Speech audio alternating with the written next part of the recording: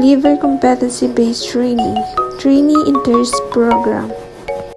For demonstrating purposes, we will be using the qualification Animal Health Care and Management NC3.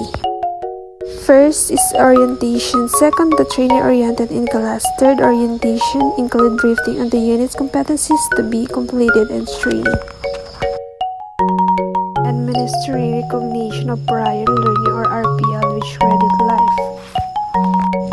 Organized learning strategy, job expert as valid evidence and will longer to be included in training program.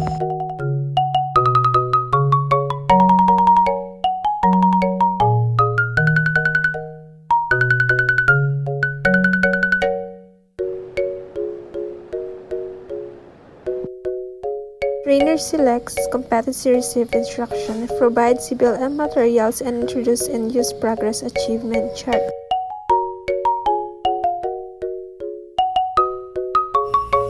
With the selected competency, the trainer studies the module by doing following.